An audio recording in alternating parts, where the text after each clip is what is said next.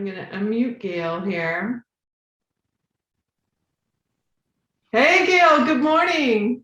Good morning. How are you, Elle? I'm great. So nice to have you here. Thank you. So for those of you, if you're just joining or if you're coming on this segment, I'm Elle Ingalls. I'm the creator of the Pressure-Free Method, which is an on-the-go stress management method. It helps you optimize your mental and physical health and performance because it's stress hormones that harm our ability to think, learn, and live. So Gail is a very special guest on a couple of fronts. Gail is an art teacher and a school administrator, an artist, and someone that I've known for decades. She was my own son's art teacher for many years, and my sons own a video production company. So I feel very blessed that she was kind of the initiator of some of their creativity and their skills as they were going through school. And so Gail, I would like you to introduce yourself and then dive into your material. I'm going to try to bring up also the things that you sent me so I can pop them in the chat for people. Okay. Great. Thank you. Well, first of all, hats off to you, Elle, for being the original person that influenced their creativity, because they're tremendously wonderful boys that are very, very gifted. Okay, I have been in education forever. I have been an artist since I was 4. I passionately love talking about art and education, so this was kind of the ideal combination for me. I retired last year due to COVID. I didn't have it, but my husband was at great risk. And then I, for a while, wondered, what should I do? After I got vaccinated, I thought, asked an empowering question: how can I be of service? And that's when the school administration part came back into my life from an earlier thing I did. But anyway, it's really great. And I am thankful to you, Elle, for all that I have learned about being pressure-free. And it's been very helpful. Even today, I could tell you stories. But so anyway, I wanted to also thank you for the work that we did together in the pressure-free weight loss course, because as I told you the other day, I am down almost 65 pounds and still have a long way to go, but I'll get there eventually. And that's one of my slogans is I can do this. So I just keep working on that. I think that is so amazing, and I'm so happy for you. Thank you. Me too. I have a lot more energy now, so it's really good. I wanted to share, I don't know if now or later, but I wanted to share some of the things that I learned from Pressure Free that have been most helpful to me. Oh, please do. So yeah, Gail worked with me. We started work together years ago, but you've invested in not only private coaching, but some of my online courses. And I mean, you just really dug in. So please, that'd be great. Well, the first thing is the smile. Okay, if you smile, it automatically dispels some stress. It just instantly helps you to feel better. The other thing is to breathe, because that just relaxes your whole system. And I have slogans, as I mentioned, and one of them was, how can I be of service? But there's like, I've got this, I can do it. And then one thing that I learned from Elle that was totally new idea was to push my Ferris wheel, the celebration Ferris wheel. And I just sometimes go like that, like, oh, and mine tends to be more outward, but that kind of helps relax me too. So it's all good. I'm still a work in progress. I've still got a long ways to go to get stress completely out of my life. But again, thanks a lot. It's so cool. And, you know, we're always going to have stressors and challenges coming at us. And it's what we do in the 10-second window. And the last session today, I'll be sharing exactly what that's about. And when I first coached you about this Ferris wheel, I didn't even understand what a huge neuroscience trick this really is.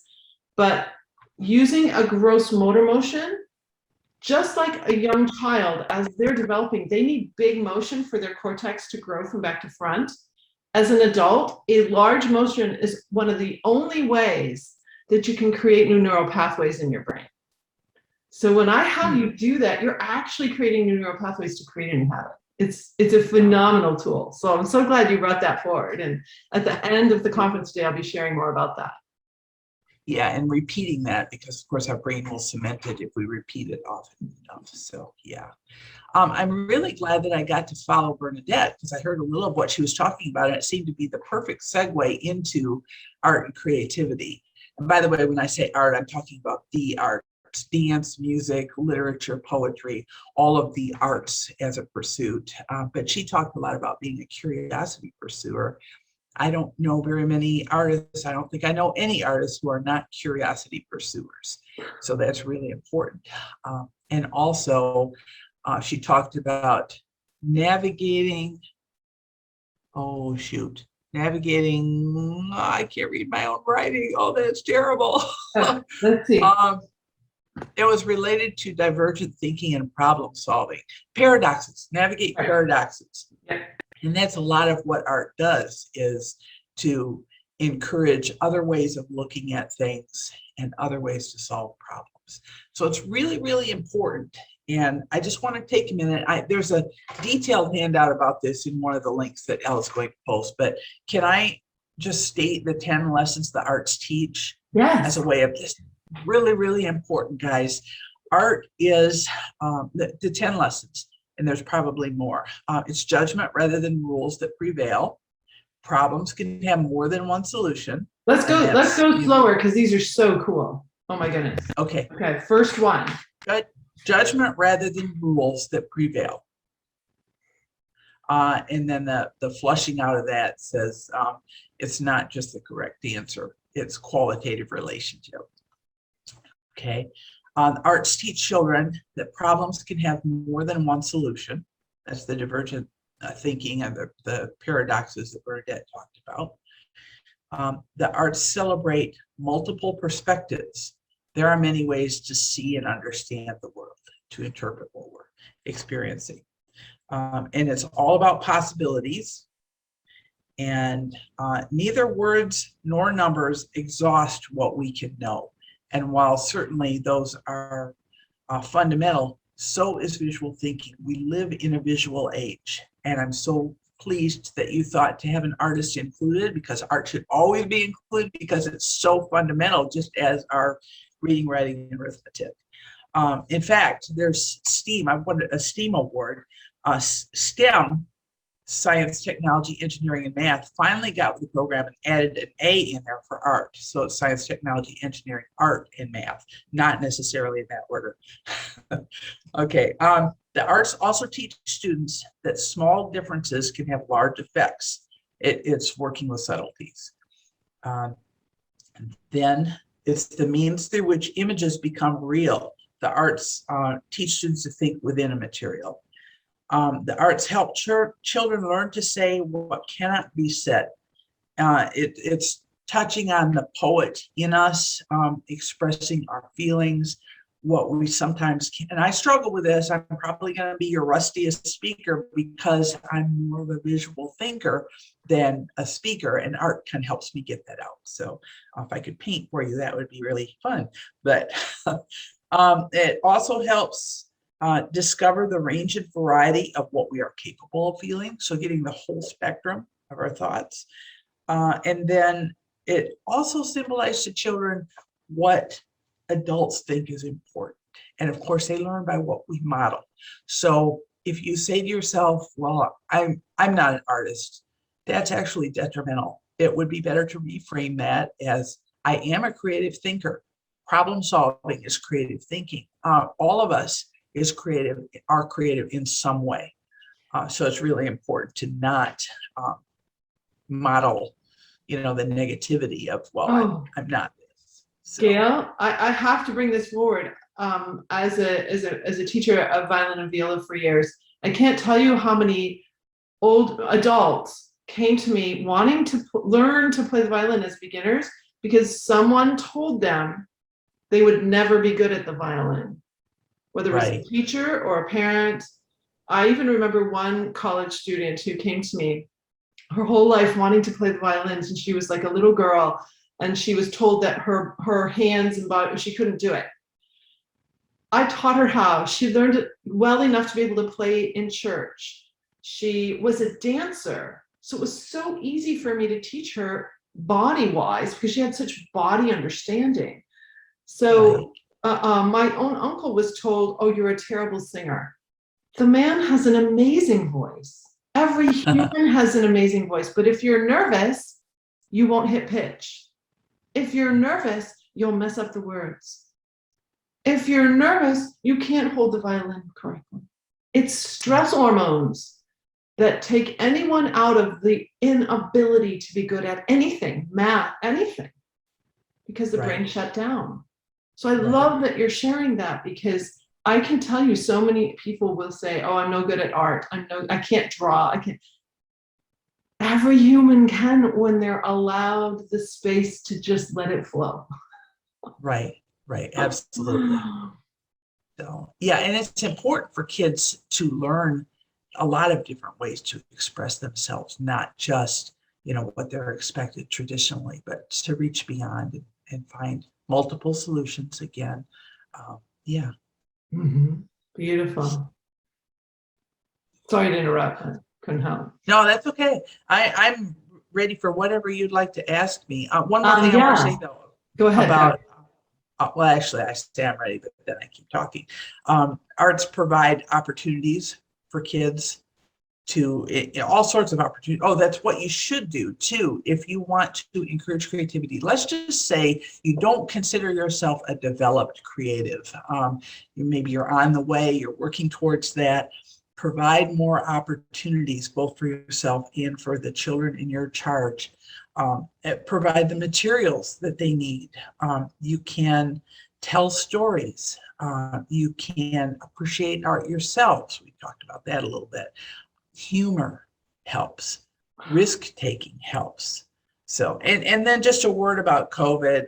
It is very important right now because of what kids have been through. And I was in a trauma training yesterday that said that fully a third of our students experienced trauma, which is extreme distress after or through the process of COVID. Two things I learned yesterday is, well, that 1/3 factor, but also that we're not through it yet. And so we really can't tell the full effect just yet. So kids need some stress management techniques as we go, but it isn't over yet. So we have to keep encouraging them to express their feelings.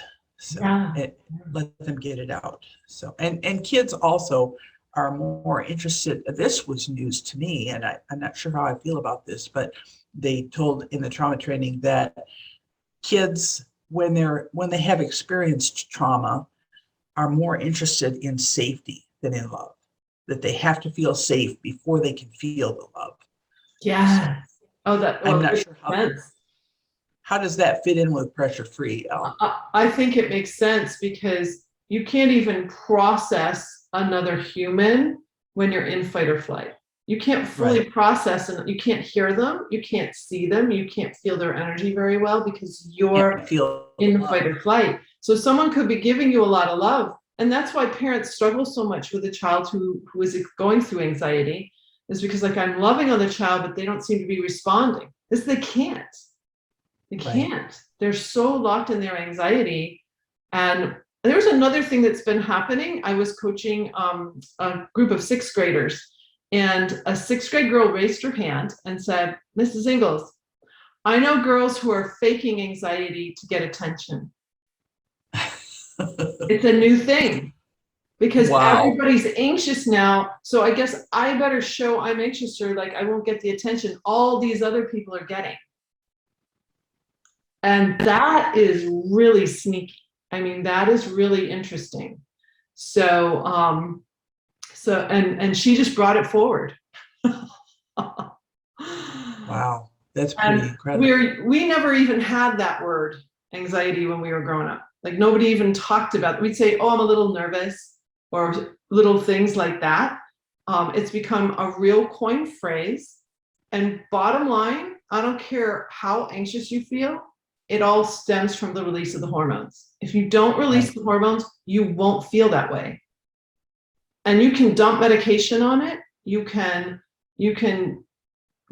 do yoga all day long. It's still not going to make a difference if you're triggering the stress hormones. That's the key. So, for the reason I wanted you here, Gail, and we'll be sending those handouts to everybody. I can't get them in the chat for some reason. I really feel that I coach people who say, if it weren't for chorus or band or orchestra or art class, I probably wouldn't have finished school. It was the only place I felt safe. You'll hear that. It's the only teacher who really got me. It's the only reason I showed up at school. Right. That is probably the biggest reason for having a strong art program in a school, because it keeps kids there, so that they can do the other learning. Yes. And studies prove that not only does it keep them in school, but for those who were not at risk for not being there, it really helps them with their other learning. It kind of helps the brain come together on things. It like you talked about, forming new neural pathways. That's part of what art does alongside. Art also creates an incredible amount of discipline, because if you're really going to start and go all the way across the finish line to a project, that requires a discipline. Right. As a musician, it was just relentless. This is interesting too. The word art itself, or ars in Latin, the root word is Latin, which means skill. It's not a talent. Talent is a myth. That's my very strong conviction, that it's a learned skill. Creativity is also learned. It's also taught. That it's not just this innate thing that, well, I'm born with it, or I wasn't born with it. I'm not gifted there. No, I don't think so. So, there's a huge joke in the music world about that. I say, oh, wow, you're such a great musician. What talent you were born with. And the person says, no, it's practice. And like, you're just so talented, that, no, it's practice. Yeah. Why don't we say to an accountant, oh my goodness, you're so talented? No, they learned how to do that. And it's the same with the arts. So, yeah. I had a physician once that thought that, working with me for a year as learning the violin, he would get to play in the symphony.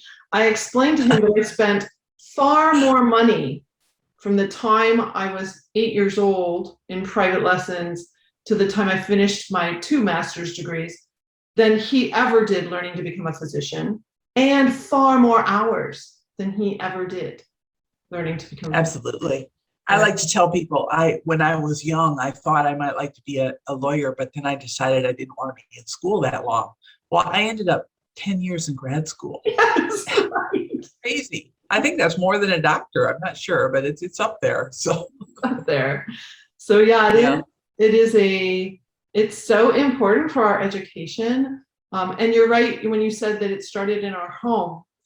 A lot of parents today try to keep the home really neat and clean. It's like kind of a thing. And I just want to share that in our kitchen, I had kids practicing their hockey skills in my kitchen on the floor. Wow. I had a play table covered in whatever creative mess anybody was doing. And one summer, Ned decides, my middle son, who Gail knows so well, decides he's going to create a popsicle stick roller coaster that was too big to be on the play table, which was already a huge table. It took up half of the kitchen floor, under the table, and then out into the room. And he worked on it for, I don't know, at least 8 weeks. So as a parent, and my husband as well, we were incredibly patient with allowing our house to be a crap show for whatever endeavor our kids were interested in doing. When you do that as a parent and let go of all your rigid rules, I'm telling you, children thrive like unbelievably. Our entire garage turned into his spray paint studio when he came back from Rome and saw spray paint art. So it's like paints and blue, everything everywhere. And so we just allowed that for our children, whatever it was. Get a real piano in your house, not just a keyboard. Go ahead and pay for it to get tuned, because the real sound of a string vibrating is so different than an electronic sound. Let them feel those vibrations. Let them play any instruments they want. Like, get into it, get messy with it. Our strive for perfection and cleanliness today, I think, really hampers our students' ability to be creative. I want to go ahead. Oh, no, I was just thinking about all the times that I've been maybe challenged because my art room is not always the neatest place. There's a place for clean and there's a place for a mess. And kids, when they're playing, it is a messy process and it's so critical to their development. We know that. Unfortunately, a lot of kids that are coming through schools today don't have the wonderful home environment that your kids or my kids had. So schools have to make up a lot for some of that with providing them the opportunities to do these things. So yeah. You made a comment, and I just have to call it out. I'm coaching right now, that you might not be the best speaker today because you're visual, right? You're an amazing speaker. Oh, I love you, Elle. Well, you have content and things to share with us that we need. That's what an amazing speaker is. It doesn't matter. And you've been teaching kids forever. You speak every single day. You know what I mean? And sometimes you're demonstrating not through speech. So yeah, it's really incredible. So do you have some parting thoughts for us? Oh, just keep exploring, keep having fun. It's really important to try to find things that for yourself as well as for the kids that bring joy into your life. And if you have the opportunity to work with Elle, you won't be disappointed. I know this is going to sound a little bit like an ad, but I'd highly recommend her as a coach. As she said, she's been my personal coach for years, and it's been fabulous. And just keep doing what you're doing, educators. We'll get through this. We can do this. Now, in your role as an administrator, what things do you see people struggling with that you can say, okay, bring this to this? Well, I see stress. There is so much stress. And I think a lot of just reassuring people, with a slogan or with whatever, that it's going to be okay. For me, prayer works. I think just the more you can do to de-escalate the stress that people are feeling, the better. Yeah. And you've brought up slogan a few times. So just to teach that tool to everyone right now, words are very powerful because we're a very word-focused society. In fact, when my husband and I built the community music school in Battle Creek, Michigan, he studied 14 different types of early childhood music teaching before we chose one. And we chose one very specifically because we learned something so important. And that's when a young person, if you have a little one who's not singing in tune, or an adult who says, I'm tone deaf. No human being is tone deaf. Our ears are designed perfectly. We created music to match what our ear does. Here's the deal. We're so word focused that we'll focus on the words and not be able to hit the pitches. Because in music, we're doing rhythm, pitch, and if there are words. So take the words out. Our youngest was trying to sing the baseball song, which was the national anthem. He was singing, and he wasn't singing in tune. And as a professional musician, I was like, oh no, and my child not singing, like, this is horrific, right? And then I learned all about the fact, and so I just had him take the words out and go, right? He hums it perfectly. So you can use a syllable like ba, like bom, bom, bom, and just have your child repeat. My middle son and I spoke that way before words. I'd go bom, bom, bom, and he'd go bom, bom, bom, bom, bom, bom, bom, bom, bom. We answer. It was just a beautiful conversation, just in tone and pitch. By the way, if your children or your students as a teacher are not responding well to your voice, you've probably moved from your speaking voice more into your yelling voice. And humans instantly turn off that voice. It causes them to go into fight or flight. So they'll either ignore you to protect themselves, or they'll actually trigger stress hormones, and now they can't hear you because hearing shuts down in fight or flight. Right. So can I share one? Yeah. Oh, sorry. No, one thing that I almost forgot to say that I think is so important for parents and teachers is that it's kind of harmful. This goes along with what you're saying about words. It's harmful to ask the kid, what is it? When they bring to you an art, a picture that they've done or something that they've sculpted, please don't say, what is it? Because that it adds stress, but it also makes them feel like they have to put a name on what might have just been a feeling. So yeah. Yeah. What should Don't we say add stress. instead? What should we say instead as parents? Tell me about this. I see you have a strong diagonal line here. Acknowledge it, just try to get them to talk about it and ask questions that are leading questions, not like, well, is it a dog? That's the wrong kind of question, but to say, wow, this looks really energetic. Is that what you were thinking? Just kind of to describe what happened in the piece. Oh, I love it. Oh, thank you so much for bringing that forward. That is incredibly helpful. So back to this slogan thing, because we're so word focused as a society, you can pick a phrase or a couple of words or even just a single word to use in your mind the moment you start to feel tension, the moment you start to feel anxious or angry or annoyed or ashamed about something. You've got a 10-second window before the hormones will go out, those stress hormones. So using words like Gail saying, I can do this, a simple phrase like that, if you move it into an empowering question, it's even more profound and it gets your brain working towards solution very elegantly. So how can I solve this? How can I make this beautiful? Always when I'm teaching my violin students or viola students, I'm asking the question, how can I help them play this better? How can we make this more beautiful?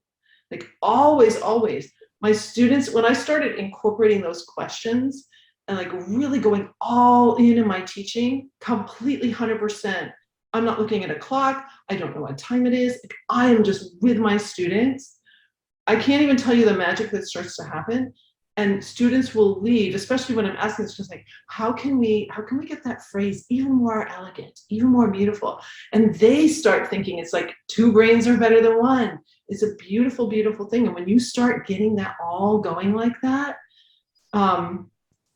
magic happens, and students will leave you and they'll say, thank you so much.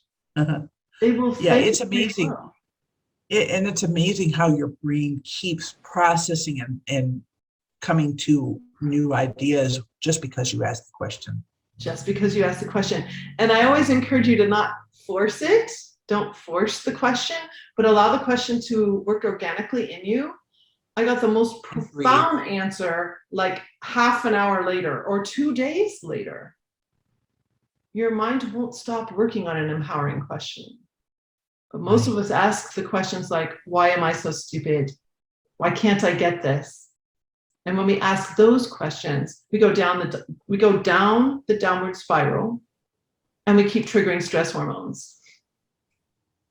Well, Gail, this has been so delightful. I am so glad that you agreed to share today. Thank you so much. I never used to do this. I feel like I'm in the kiss and cry, the figure skating thing, but I mean it so much. Just, I'm so grateful for you and for what you do and what you did for my own sons and thousands of other students throughout your career.